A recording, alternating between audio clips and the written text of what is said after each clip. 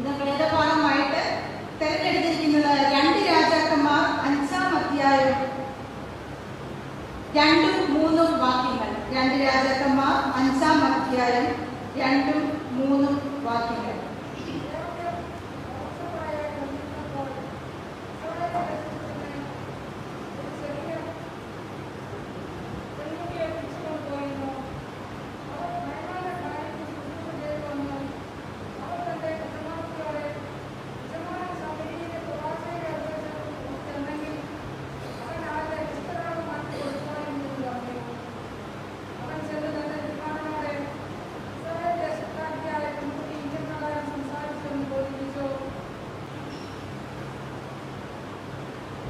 കരുണാസമ്പന്നനും സ്നേഹനിധിയുമാണ് ഞങ്ങളുടെ സ്വർഗീയ പരമപിതാവേ, ഇന്ന് സേവ്യാസംഘാരത്തോടനുബന്ധിച്ച് ഞങ്ങളുടെ ഇടവകയിൽ കർത്താവെ നിന്നെ ആരാധിക്കുവാനും കർത്താവ് നിന്റെ വചനം ധ്യാനിക്കുവാനും നീ ഒരുക്കിയ നല്ല അവസരത്തിനായിട്ട് നന്ദിയോടെ സ്തുതിക്കുകയും സ്തോത്രം ചെയ്യുകയും ചെയ്തു. കർത്താവെ, വചനം നിന്റേതാകുമല്ലോ കർത്താവെ, അത് നീ ആഗ്രഹിക്കുന്ന രീതിയിൽ പരിശുദ്ധാത്മാവിനാൽ അത് പകർന്നു നൽകുവാൻ അടിയനെ നീ ശക്തീകരിക്കണമേ എന്ന് പ്രാർത്ഥിക്കുന്നു. ഞങ്ങളുടെ സേവ്യ സംഘത്തിന്റെ എല്ലാ പ്രവർത്തനങ്ങളെയും നീ അനുഗ്രഹിക്കുകയും വാഴ്ത്തുകയും ചെയ്യണമേ എന്ന് പ്രാർത്ഥിക്കുന്നു. ഇടവകയിലെ എല്ലാ കുടുംബത്തെയും നീ അനുഗ്രഹിക്കുകയും വാഴ്ത്തുകയും ചെയ്യണമേ എന്ന് പ്രാർത്ഥിക്കുന്നു. കർത്താവെ, വചനം സംസാരിക്കുമ്പോൾ അടിയനോടുകൂടെ നിന്റെ കൃപ വ്യാപിക്കണമേ എന്ന് പ്രാർത്ഥിക്കുന്നു. മാനവും മഹത്വമെല്ലാം കണ്ടാട്ടെ, സകലവും യേശുവിന്റെ നാമത്തിൽ തന്നെ. ഇവിടെ നമുക്ക് കാണുവാൻ സാധിക്കുന്നത് നയമാന്റെ ഭവനത്തിൽ നയമാന്റെ കുടുംബത്തിന് വേണ്ടി ശുശ്രൂഷ ചെയ്യുന്ന ഒരു പെൺകുട്ടിയെ നമുക്ക് ഇവിടെ കാണുവാൻ സാധിക്കും. ഈ വേദഭാഗത്തിൽ നിന്ന് നമുക്ക് മനസ്സിലാക്കാൻ സാധിക്കുന്നത് നയമാന് അരാമ്യ രാജാവിന്റെ പ്രധാന സൈന്യാധിപനും അതുപോലെ തന്നെ വലങ്കയും വളരെ ധനികനുമായിട്ടുള്ള ഒരു വ്യക്തിയായിരുന്നു നയമാൻ. ആ ധനികനായിട്ടുള്ള ആ നയമാന്റെ വീട്ടിൽ ശുശ്രൂഷ ചെയ്തിരുന്ന പെൺകുട്ടിയായിരുന്നു ഈ അടിമ ബാലിക. എന്നാൽ ഇവിടെ നമുക്ക് കാണുവാൻ സാധിക്കും തന്റെ യജമാനത്തെയോട് തന്റെ യജമാനന്റെ അന്നത്തെ ഏറ്റവും ഇപ്പൊ നമ്മൾ ആ സിറ്റുവേഷനിൽ കൂടെ കടന്നു പോവുകയാണ്, കോവിഡ് എന്ന മഹാമാരിയിലൂടെ. അതുപോലെ തന്നെ ഒരു മഹാവ്യാധിയായിരുന്നു നയമാനെ അന്ന് പിടിച്ചിരുന്നത്. അത് കണ്ട് വളരെ ദുഃഖിതയായിട്ട് തന്റെ യജമാനത്തിയോട് പറയുകയാണ്, ഇസ്രായേൽ ദേശത്ത് ചെല്ലുകയാണെങ്കിൽ ഒരു പ്രവാചകനുണ്ട്, ഇസ്രായേൽ ദേശത്ത് ഒരു ജീവനുള്ള ദൈവമുണ്ട്, അവിടെ ചെന്നു കഴിഞ്ഞാൽ നമ്മുടെ യജമാനന് അല്ലെങ്കിൽ എന്റെ യജമാനന് സൗഖ്യം കിട്ടും, സൗഖ്യം നൽകും എന്ന് അവരെ ബോധിപ്പിക്കുന്ന പെൺകുട്ടിയെ നമുക്കിവിടെ കാണുവാൻ സാധിക്കും. അതനുസരിച്ച് ഇസ്രായേൽ ദേശത്ത് കടന്നു ചെല്ലുകയും എലീശ പ്രവാചകനെ കണ്ടുമുട്ടുകയും യോർദാൻ നദിയിൽ 7 പ്രാവശ്യം മുങ്ങിക്കുളിച്ച ശേഷം സൗഖ്യം പ്രാപിച്ചവനായിട്ട് അനുഗ്രഹിക്കപ്പെട്ടവനായിട്ട് മടങ്ങി വരുന്ന നയമാനെ നമുക്കിവിടെ ദർശിക്കുവാൻ സാധിക്കും. ഇവിടെ ആ പെൺകുട്ടിയിൽ കണ്ട 2 ഗുണങ്ങളാണ് ഞാൻ നിങ്ങളുമായിട്ട് പങ്കുവയ്ക്കുവാൻ ആഗ്രഹിക്കുന്നത്.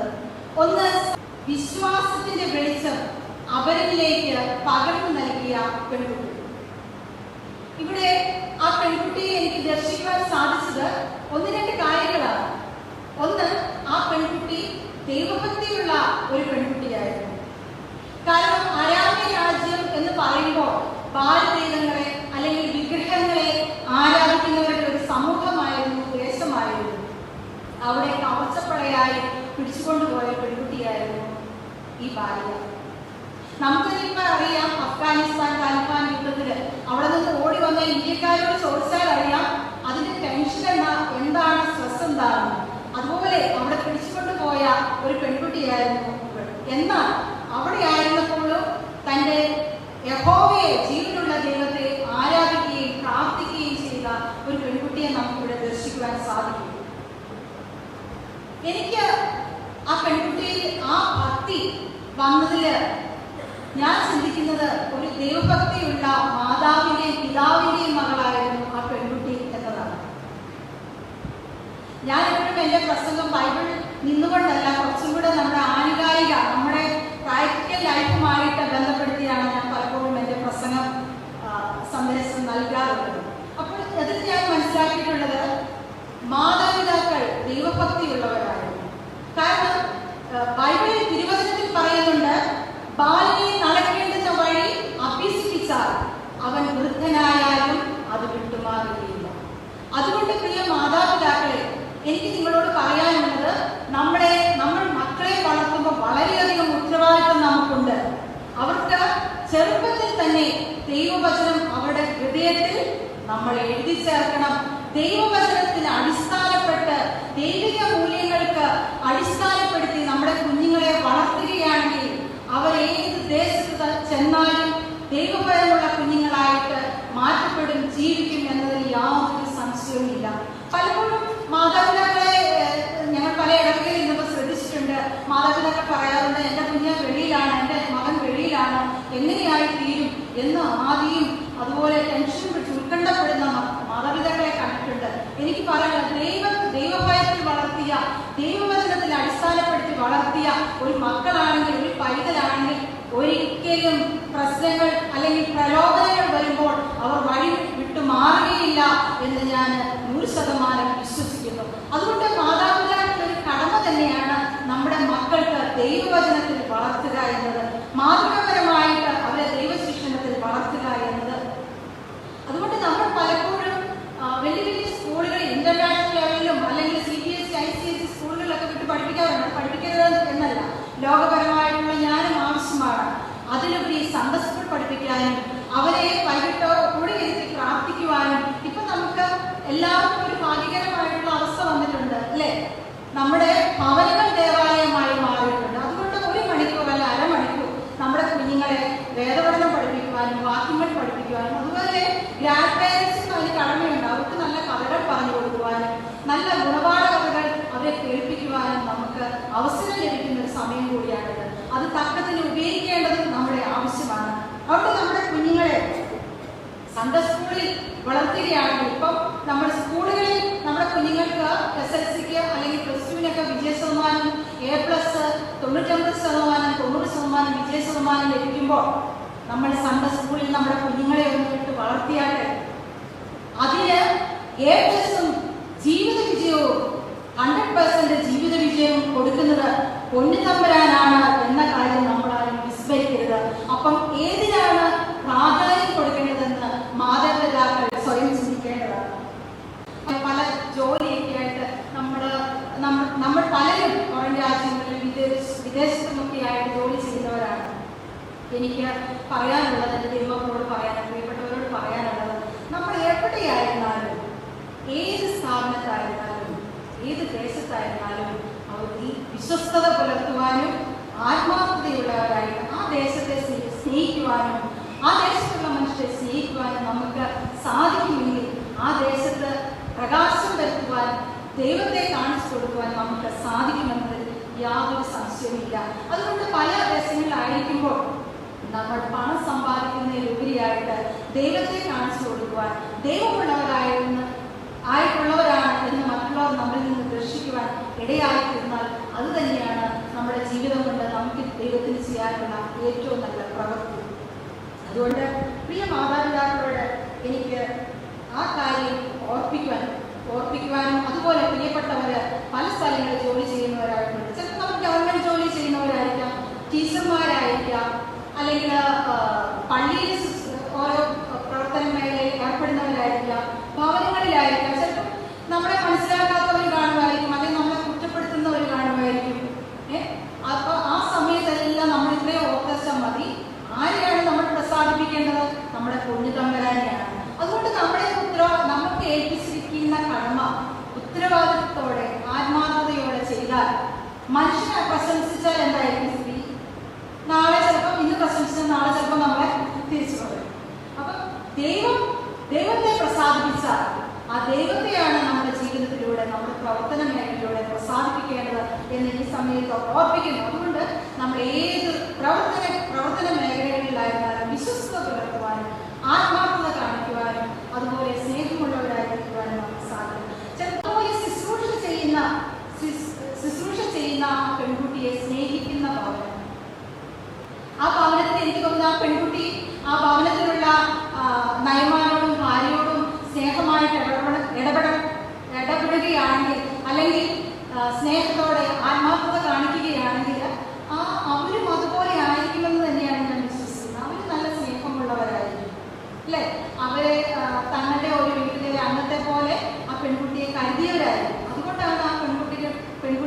ധൈര്യം പറയുവാൻ, തൻ്റെ യജമാനത്തോട് പറയുവാൻ ധൈര്യമുണ്ടായിരുന്നു.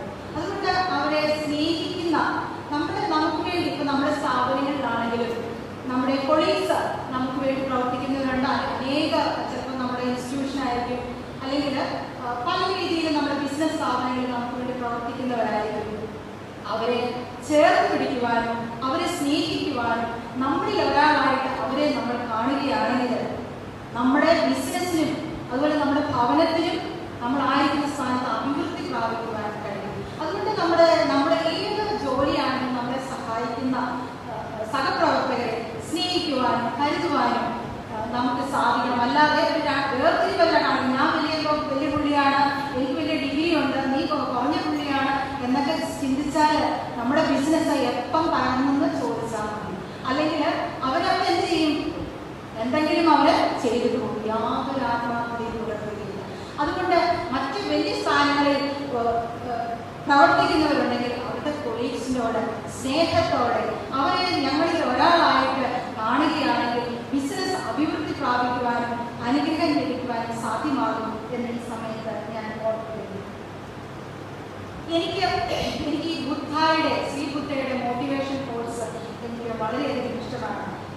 ഈ ബുദ്ധ ഒരു കോഴ്സ് ഇപ്രകാരം പറഞ്ഞിട്ടുണ്ട്: If you light a love for somebody, it will also brighten your path. നിങ്ങൾ മറ്റാർക്കെങ്കിലും വേണ്ടി വെളിച്ചം പകരുകയാണെങ്കിൽ ആ വെളിച്ചം നിങ്ങളുടെ പാതയെ പ്രകാശിതമാക്കും. അതുകൊണ്ട് നമ്മുടെ ജീവിതത്തിൽ ഏത് മേഖലയിൽ നമ്മൾ പ്രവർത്തിക്കുകയാണെങ്കിലും മറ്റുള്ളവർക്ക് പ്രകാശം വരുത്തുവാൻ, അവരിൽ നന്മ ചെയ്യുവാൻ നമ്മുടെ ജീവിതത്തെ നമ്മൾ മാറ്റുകയാണെങ്കിൽ അനുഗ്രഹമാക്കി ജീവിതത്തെ, അവരുടെ ജീവിതവും അനുഗ്രഹമായി തീരുവാനും നമ്മുടെ ജീവിതവും അനുഗ്രഹമായി തീരുവാനും പൊന്നുതമ്പുരാൻ സഹായിക്കുമെന്ന് യാതൊരു സംശയവുമില്ല.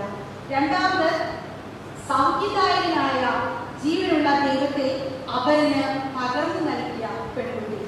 സൗഖ്യദായകനായ ജീവനുള്ള ദൈവത്തെ അവന് പകർന്നു നൽകിയ പെൺകുട്ടി. ഇവിടെ എനിക്ക് ആ പെൺകുട്ടിയെ ദർശിക്കുവാൻ സാധിച്ചത് ദൈവത്തിൽ അചഞ്ചലമായ വിശ്വാസം അർപ്പിക്കുന്ന ഒരു പെൺകുട്ടി. ഭയങ്കര വിശ്വാസിയായിരുന്നു ആ പെൺകുട്ടി. കാരണം ഇപ്പോൾ നമ്മൾ നോക്കുകയാണെങ്കിൽ എന്താ കാണാൻ സാധിക്കുന്നത്? ഒരു മന്ത്രിയുടെ വീട്ടിൽ ചെന്ന്, അല്ലെങ്കിൽ മന്ത്രിയുടെ വീട്ടിൽ നമ്മൾ വർക്ക് ചെയ്യുകയാണെങ്കിൽ ഏതെങ്കിലും ഒരു രോഗവും പ്രയാസവും വന്ന് ഇന്നടത്ത് ചെന്ന് സൗഖ്യം കിട്ടും എന്ന് നമ്മൾ പറയണമെങ്കിൽ എന്ത് ഉറപ്പ് വേണം? അല്ലെ, വലിയ ഉറപ്പുണ്ടായിരിക്കണം. അല്ലെങ്കിൽ സൗഖ്യം കിട്ടാതെ ഇങ്ങോട്ട് തിരിച്ചു വന്നു കഴിഞ്ഞാൽ പിന്നെ നമ്മുടെ ജീവിതം അവിടെ എങ്ങനെയായിരിക്കും എന്ന് നമുക്ക് ഊഹിക്കാവുന്നതേ ഉള്ളൂ. നമ്മൾ എന്തെങ്കിലും പറഞ്ഞാൽ വിശ്വസിക്കുമോ? ഇല്ല.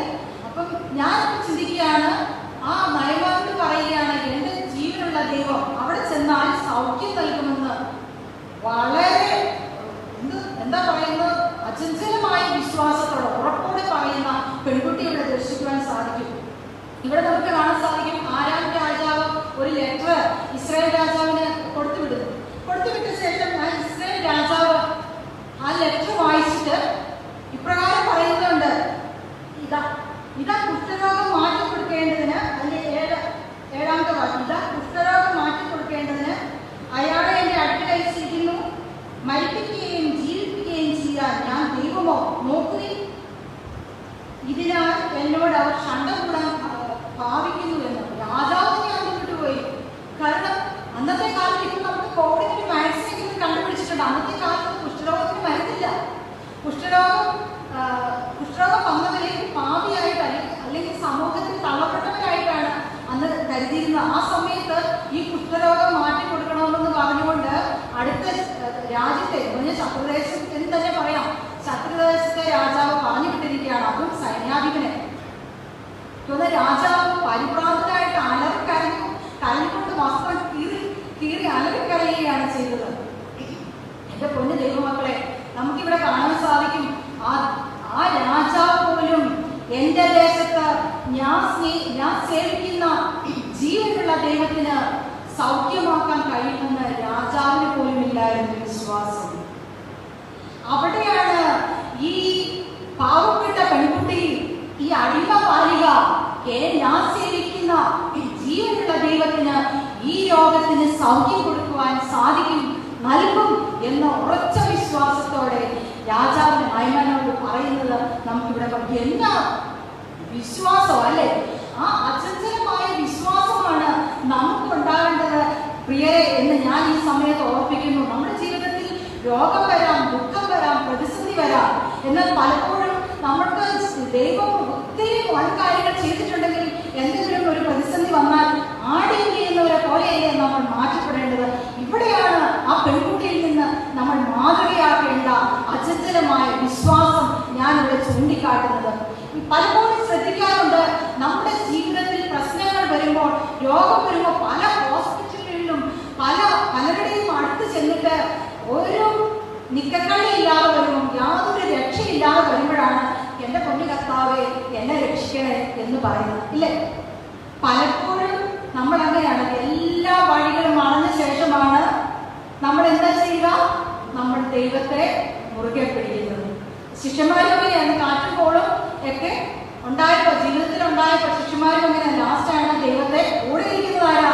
ദൈവം തമ്പുരാൻ എന്ന് തിരിച്ചറിയാൻ, ഈ കാറ്റിനെയും കോളിനെയും ശാന്തമാക്കുവാൻ കഴിവുള്ള ദൈവമാണ് കൂടെയുണ്ടെന്ന് അവർ വിശ്വസിച്ചപ്പോൾ എന്താ പറഞ്ഞാൽ കാറ്റിനെയും കോളിനെയും ശാന്തമാക്കുവാനും അതുപോലെ അക്കരയ്ക്ക് അടുപ്പിക്കുവാനും ദൈവത്തിന് സാധിച്ചു. അതുകൊണ്ട് എനിക്ക് പറയുവാനുള്ളത്, എൻ്റെ പ്രിയ ജനമേ, നമ്മുടെ ജീവിതത്തിൽ കോവിഡ് ആയതുകൊണ്ട് ചിലപ്പം പലർക്കും സാമ്പത്തികമായ ബുദ്ധിമുട്ടുണ്ടാകാം.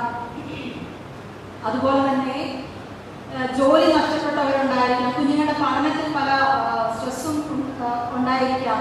അപ്പൊ അങ്ങനെയുള്ള ഒരു അവസ്ഥയിൽ നമ്മൾ വിശ്വസിക്കുക, ഇപ്പോൾ നമുക്ക് എന്തെങ്കിലും ദുഃഖാനുഭവങ്ങൾ, വേദനകൾ വന്നാൽ നാളെ അത് അനുഗ്രഹമാക്കി തീർക്കുന്ന, അല്ലെങ്കിൽ നമുക്ക് അത് നന്മയ്ക്കാക്കി തീർക്കുന്ന ഒരു ജീവനുള്ള ദൈവമുണ്ട് എന്ന് നമ്മൾ വിശ്വസിക്കണം. അതുകൊണ്ട് ലോകത്തിലെല്ലാം നമ്മൾ പിടിക്കേണ്ടത്, നമ്മൾ എവിടെയാണ് പിടിക്കേണ്ടത്? നമ്മൾ മുറുകെ പിടിക്കേണ്ടത് നമ്മുടെ പൊന്നു തമ്പുരാന്റെ കൈകളിലാണ്. അവൻ നമ്മെ പുലർത്തുവാൻ, രോഗിക്ക് സൗഖ്യദായകനായ യഹോവ റാഫേ എന്ന് പറയുന്ന ദൈവം നമ്മളോട് കൂടെയുണ്ടെന്നുള്ള അചഞ്ചല വിശ്വാസമാണ് നാം ആർജിക്കേണ്ടത്. ഈ പത്രത്തിൽ വായിച്ചാണ് 2.5 വയസ്സുകാരിയായ ഒരു കൊച്ചു കുഞ്ഞിനെ കൃത്രിമ ശ്വാസം നൽകി രക്ഷിച്ച ഒരു palliative care nurse, Sreeja Pramod എന്നോ മറ്റോ ആണെന്ന് തോന്നുന്നു നേഴ്സിന്റെ പേര്. വീണ ജോർജ് പ്രത്യേകം അഭിനന്ദിക്കുകയുണ്ടായി. അവിടെ നമുക്ക് കാണാൻ സാധിക്കും, തന്റെ ജീവനേക്കാളും ആ കുഞ്ഞിന്റെ ജീവനെ പ്രാധാന്യം നൽകിയ ഒരു കുട്ടി. ആ കോവിഡ് കാലത്ത് തന്നെ മറ്റേ ലിനു സിസ്റ്ററിനെ കാണാൻ സാധിക്കുന്നത് തന്റെ ജോലിയോടുള്ള അർപ്പണത്തോടുകൂടെ. ലാസ്റ്റ്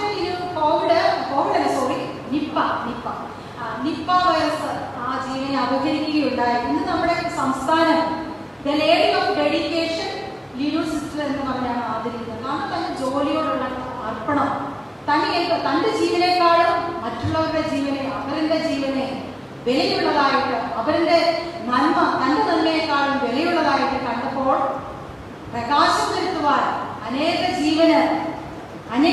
ജീവൻ പ്രദാനം ചെയ്യുവാൻ സാധിച്ചായിട്ട് ദർശിക്കാൻ സാധിക്കും. അതുകൊണ്ട് സേവ്യാസകമായിട്ട് നമ്മൾ എവിടെയായിരുന്നാലും സ്ത്രീജനങ്ങൾക്ക് ഒരാൾക്ക് തോന്നിയത്, ഒരു സാധാരണ ജോലിക്കാരാണ്, ഒരു IAS IPS അല്ല, പാവപ്പെട്ട നേഴ്സുമാരാണ്. അതുകൊണ്ട് ഈ സമയത്ത് ഞാൻ ഒരു കാര്യം കൂടി ഓർമ്മിക്കുന്നു, നമ്മുടെ ആതുര ശുശ്രൂഷ രംഗത്ത് ജോലി ചെയ്യുന്നവരെ, പല സ്ഥലങ്ങളിൽ ജോലി ചെയ്യുന്നവരെ നമ്മൾ സ്നേഹിക്കുകയും ആദരിക്കുകയും ചെയ്യണം. അവർക്ക് വേണ്ടി ഒരു നിമിഷം പ്രാർത്ഥിക്കുകയും ചെയ്യണമെന്ന് ഞാൻ ഓർപ്പിക്കുന്നു. കാരണം അവരുടെയൊക്കെ, നമ്മളിപ്പം ഭവനത്തിലെല്ലാം സുഖമായിട്ടിരിക്കുക, നമ്മളിതിനൊന്നും പുറത്തുപോലും ഇറങ്ങാതൊക്കെയാണ് നമ്മളിരുന്നത്. പക്ഷേ ഇങ്ങനെയുള്ള രോഗികളുടെ ഇടയിൽ സമർപ്പണത്തോടെ അവർ ജോലി ചെയ്യുന്നതിന് ഭാഗമായിട്ടാണ് പലരും ഇപ്പോൾ സുരക്ഷിതരായിരിക്കുന്നതെന്ന് പറയുന്നത്. അതുകൊണ്ട് നമ്മുടെ ഭവനത്തിൽ ഒരു 5 മിനിറ്റെങ്കിലും അവർക്ക് വേണ്ടി വേർതിരിച്ച് പ്രാർത്ഥിക്കുകയും അവരെ സ്നേഹിക്കുകയും ബഹുമാനിക്കുകയും മാനിക്കുകയും ചെയ്യണമെന്ന് ഈ സമയത്ത് ഞാൻ ഓർപ്പിക്കുന്നു. അതുപോലെ തന്നെ ആ പെൺകുട്ടിയുടെ വാക്കുകളെ മാനിക്കുകയും ആദരിക്കുകയും ചെയ്യുന്ന ഭവനം എന്ന് പറഞ്ഞാൽ, നയമാനോട് ആ പെൺകുട്ടി പറഞ്ഞു, ഇങ്ങനെയൊരു ദേശത്തൊരു പ്രവാചകനുണ്ടെന്ന് പറഞ്ഞപ്പോൾ അത് വിശ്വസിച്ച ഒരു നയമാണ്. ആ വിശ്വസിക്കുകയും ആ പെൺകുട്ടി, ഒരു സാധാരണ പെൺകുട്ടിയാണ് പറഞ്ഞത്. അപ്പൊ ആ സാധാരണ പെൺകുട്ടി പറഞ്ഞപ്പോൾ, അന്നത്തെ കാലത്ത് സ്ത്രീകൾക്ക് വലിയ വിദ്യാഭ്യാസം ഉണ്ടെന്ന് ഞാൻ വിശ്വസിക്കുന്നില്ല. ആ സമയത്ത് ഒരു സാധാരണ പെൺകുട്ടി പറയും, എന്ത് അടിസ്ഥാനത്തിലാണ് നയമം വിശ്വസിച്ചതെന്ന് തിരിച്ചു പോകാം. അപ്പൊ ആ സാധാരണ പെൺകുട്ടി പറഞ്ഞപ്പോൾ അത് വിശ്വസിച്ച് ആ ദേശത്തേക്ക് പോകുന്ന നയമാണ്. അതുകൊണ്ട് എനിക്കിവിടെ പറയാനുള്ളത്, സ്ത്രീകളെ മാനിക്കുകയും ബഹുമാനിക്കുകയും ചെയ്യുന്ന ഭവനം, വ്യക്തികൾ എന്നും അനുഗ്രഹിക്കപ്പെടും. അവരുടെ ജീവിതത്തിൽ സൗഖ്യം പ്രാപിക്കും. ജീവനുള്ള ദൈവത്തെ ദർശിക്കുവാൻ അവർക്ക് സാധിക്കുമെന്ന് ഈ സമയത്ത് ഞാൻ ഓർപ്പിക്കുന്നു. അതുകൊണ്ട് ദൈവഭക്തിയുള്ള സ്ത്രീകളെ ബഹുമാനിക്കുകയും മാനിക്കുകയും ചെയ്യേണ്ടത് പുരുഷന്മാരുടെയും കടമയാണ് എന്ന് ഞാൻ ഓർപ്പിക്കുന്നു. പ്രാർത്ഥനയ്ക്ക് പ്രാധാന്യം നൽകുന്നത് എൻ്റെ ദൈവത്തോട് പ്രാർത്ഥിക്കുവാൻ സമയം വേർതിരിക്കുന്ന ആ പെൺകുട്ടി. അതുപോലെ നമ്മുടെ ജീവിതത്തിൽ നമ്മുടെ ഭവനങ്ങളിൽ നമ്മൾ പ്രാർത്ഥിക്കാൻ വേർതിരിക്കേണ്ടത് ആവശ്യമാണ്. ഞാൻ ഓർക്കുന്നത് എൻ്റെ ചെറുപ്പകാലത്തിൽ എനിക്ക് എന്തെങ്കിലും പനിയോ തലവേദന എന്തെങ്കിലും അസ്വസ്ഥത വന്നു കഴിഞ്ഞാൽ ഞാൻ എൻ്റെ അമ്മയുടെ അടുത്തിരുന്നത് അമ്മ എനിക്കോട് പ്രാർത്ഥിക്കാവുന്ന ചോദിച്ച് ഞാൻ അമ്മയുടെ മടിയിൽ അമ്മ എൻ്റെ നെറ്റിയിലെ കുറിച്ചൊക്കെ വരച്ച് പ്രാർത്ഥിക്കുകയൊക്കെ ചെയ്യും. അത് എനിക്ക് ഒത്തിരി വിടുതലും സൗഖ്യവും ലഭിച്ചു. ഭയങ്കര ആശ്വാസം അമ്മയുടെ അടുത്ത് ചെയ്യുന്നത്. കാരണം നമുക്കറിയാം അമ്മമാരുടെയൊക്കെ അടുത്ത് ചെല്ലുമ്പോൾ നമുക്കുണ്ടാകുന്ന ഒരു സന്തോഷവും അല്ലേ വളരെ ഒരു ഇതാണ്, അത് പ്രത്യേകതയാണ്, പറഞ്ഞാൽ അറിയത്തില്ല. അപ്പം എനിക്ക് എൻ്റെ അമ്മ സ്റ്റോറി പേരൻസ് ഇല്ല, രണ്ട് അച്ഛൻ്റെ വീട്ടിലില്ല. എങ്കിലും ഞാൻ ഓക്കെയാണ്. എൻ്റെ അമ്മ നല്ല പ്രാർത്ഥിക്കുന്ന ഒരു അമ്മയായിരുന്നു. ഈ സമയത്ത് കോവിഡിൻ്റെ വാക്സിൻ എടുത്തപ്പോൾ ജോയലിന് എന്താ പറയുക ഒരു കൈക്ക് വേദനയും പനിയൊക്കെ ഉണ്ടായി. കുറച്ച് കഴിയുമ്പോൾ അവൻ എന്നോട് പറഞ്ഞു എനിക്ക് നല്ല പനിയുണ്ട്, കൈക്ക് നല്ല വേദനയുണ്ട്, ഒന്ന് പ്രാർത്ഥിക്കാറുണ്ട്, നല്ല പനിക്കുന്നുണ്ട്. വാക്സിനോട് എടുത്ത് കേട്ടു. പെട്ടെന്ന് ഞാൻ പറഞ്ഞു മോനെ ഞാൻ പ്രാർത്ഥിക്കാം എന്ന് പറഞ്ഞ് അവനെ നെല്ലിയെ കുറിച്ച് വെച്ചിട്ട് ഞാൻ അവന് വേണ്ടി പ്രാർത്ഥിച്ചു. അവൻ കിടന്നുറങ്ങി. കുറേ രാവിലെ ആയിട്ട് എഴുന്നേറ്റിട്ട് എന്നോട് പറഞ്ഞു മമ്മി പ്രാർത്ഥിച്ചത് അറിയാനുണ്ട് കേട്ടോ, എനിക്ക് പെട്ടെന്ന് പനിയൊക്കെ മാറി കേട്ടോ എന്ന് പറയാൻ ഇടയായി. കാരണം എനിക്ക് എൻ്റെ കുഞ്ഞിനത് എനിക്ക് പകർന്നു നൽകാൻ പ്രാർത്ഥിക്കാൻ സാധിച്ചു. എൻ്റെ അമ്മ എനിക്ക് പ്രാർത്ഥിച്ചുകൊണ്ട് തന്നെ എൻ്റെ അമ്മ എനിക്ക് വേണ്ടി പ്രാർത്ഥിച്ചുകൊണ്ടാണ് എൻ്റെ കുഞ്ഞിനെ എനിക്ക് പ്രാർത്ഥിക്കുവാൻ സാധിച്ചത്. അതുകൊണ്ട് എനിക്ക് പറയാൻ സാധിക്കുന്നത് നമ്മുടെ മക്കൾക്ക് വേണ്ടി, നമ്മുടെ മക്കളുടെ നല്ല കാര്യത്തിന് വേണ്ടി, അഭിവൃദ്ധിക്ക് വേണ്ടി ഒരു ലോകം വന്നാൽ ദുഃഖം വന്നാലും പ്രാർത്ഥിക്കുന്ന ഒരു മാതാവായിരുന്നു നാം ഓരോരുത്തരും. അടുത്ത ഇടവകയിലാണെങ്കിലും നമ്മുടെ ഭാഗ്യസ്മരണീയനായ ക്രിസോസ്റ്റം തിരുമേനി എന്നോട് ഒരു കാര്യം ഉപദേശിച്ചിട്ടുണ്ട്. അത് ഞാനിപ്പോഴും ഓർമ്മിക്കുന്നു. തിരുമേനി പറഞ്ഞത് കൊച്ചമ്മ അച്ഛനോടൊപ്പം ശുശ്രൂഷ ചെയ്യുമ്പോൾ അച്ഛന് വേണ്ടി പ്രാർത്ഥിക്കണം, അതുപോലെ ഇടവകയിലെ എല്ലാ കുടുംബത്തെയും ഓർത്ത് പ്രാർത്ഥിക്കണം. അതിലുപരി ഒരു ഇടവകയിൽ ചെന്ന് കഴിഞ്ഞാൽ ആ ഭവനത്തിൽ അകത്തേക്ക് കടന്നു ചെല്ലുക എന്ന് പറഞ്ഞാൽ അടുക്കള വരെ കടന്നു ചെല്ലുവാൻ ശ്രമിക്കണം എന്നാണ് തിരുമേനി പറഞ്ഞത്. എന്ന് പറഞ്ഞാൽ അടുക്കളയിലോട് കയറി ചെന്ന് അവരുടെ ആഹാരം എന്തൊക്കെയാണ് വെച്ചിരിക്കുന്ന പാത്രമൊക്കെ പൊക്കി നോക്കി അതെല്ലാം കഴിക്കണമെന്നല്ല തിരുമേനി ഉദ്ദേശിച്ചത്. കാരണം നമ്മുടെ ഇടവകയിലെ ജനങ്ങൾ ആഹാരം കഴിക്കുന്നുണ്ടോ, ഭക്ഷണം കഴിക്കുന്നുണ്ടോ, അവർ വേദനയിലാണോ എന്ന് തിരിച്ചറിയുവാൻ ഒരു സ്ത്രീക്കാണ് സാധിക്കുന്നത് എന്നാണ് തിരുമേനി അവിടെ ചൂണ്ടിക്കാണിച്ചത്. ഈ കോവിഡിന്റെ പശ്ചാത്തലത്തിൽ പല വീടുകളിലും എനിക്ക് വരാൻ സാധിച്ചില്ലെന്ന് ഖേദത്തോടെ ഓർക്കുന്നു. എങ്കിലും ഞങ്ങളുടെ നേരത്തെയുള്ള ഇടവകളിൽ പലതും എനിക്ക് ഭവനങ്ങളിൽ ചെന്ന് ചേരുവാനും അവരോട് ഇടപെടുവാനും എനിക്ക് സാധിച്ചു എന്ന് ദൈവത്തെ സ്തുതിക്കുന്നു. അവിടെ നമ്മുടെ ഇടവകയിൽ നമ്മുടെ സ്ത്രീകൾക്ക് ഒരു ഭവനത്തിന്റെ ഒരാളുടെ വിഷമം, സങ്കടം, അവരുടെ സങ്കടം തിരിച്ചറിയുവാൻ നമുക്ക് സാധിക്കും. അതുകൊണ്ട് അത് തിരിച്ചറിഞ്ഞ് പ്രവർത്തിക്കേണ്ടത് സ്ത്രീകളായ നമുക്ക് വളരെയധികം പ്രാധാന്യമുണ്ട് എന്ന് ഞാൻ ഈ സമയത്ത് ഓർക്കുന്നു. നമ്മളൊന്ന് ശ്രമിച്ചു കഴിഞ്ഞാൽ അനേകരെ നന്മയിലേക്ക് നയിക്കുവാൻ, അവർക്ക് ആശ്വാസം പകരുവാൻ, കൈത്താങ്ങ് നൽകുവാൻ നമുക്ക് സാധിക്കും. ഒരാൾ രോഗിയായിട്ടിരുന്നാട്ടെ, നമ്മൾ അവിടെ ചെന്നിട്ട് ഒന്ന് അവരോട് ശാന്തമായിട്ട് പുഞ്ചിരിച്ചുകൊണ്ട് അവരോട് ചെന്നിട്ട് എങ്ങനെയുണ്ട് രോഗം, ഞാൻ പ്രാർത്ഥിക്കുന്നുണ്ട് കേട്ടോ, അത് മതി. ഒരു ഭയങ്കര സീരിയസ് ആയിട്ടിരുന്നാലും എനിക്ക് തോന്നുന്നു അതോടെ ആ വാക്കിലൂടെ അവർക്ക് പകുതി സൗഖ്യം ലഭിക്കുമെന്നാണ് ഞാൻ വിശ്വസിക്കുന്നത്. നല്ലത് മറിച്ചാൽ അവിടെ ചെന്നിട്ട് ചില കാര്യങ്ങൾ നമ്മൾ വാക്കുകൾ ശ്രദ്ധിക്കണം. അവിടെ ചെന്നിട്ട് പറയണം, ഞങ്ങളുടെ അടുത്തുള്ള മിനി ഷീബ, അങ്ങനെ ആരെങ്കിലും ഉണ്ടോ എന്ന് എനിക്ക് അറിയത്തില്ല, മിനി ഷീബ കഴിഞ്ഞ പ്രാവശ്യം ഇതുപോലെ പനി ബാധിച്ചു ന്യൂമോണിയ ആയിട്ട് വെന്റിലേറ്ററിലായി, കഴിഞ്ഞ ദിവസമാണ് അടിച്ചു പോയത്. അതോടെ അവരുടെ കാര്യത്തിന് ഒരു തീരുമാനമാകും. അതുകൊണ്ട് നമ്മൾ എവിടെ ചെന്നാലും നമ്മുടെ വാക്കുകൾ ധൈര്യം പകരുന്നതാണോ, ആശ്വാസം നൽകുന്നതാണോ എന്ന് ശ്രദ്ധിച്ചു വേണം നാം ഉപയോഗിക്കേണ്ടത്. മറ്റുള്ളവർക്ക് വേണ്ടി പ്രാർത്ഥിക്കുവാൻ, ഇടവിൽ നിൽക്കുവാൻ നമ്മൾ സ്ത്രീകൾ പ്രത്യേകം ശ്രദ്ധിക്കണമെന്നും അത് നമ്മുടെ കടമയാണെന്നും ഈ സമയത്ത് ഞാൻ ഓർപ്പിക്കുന്നു.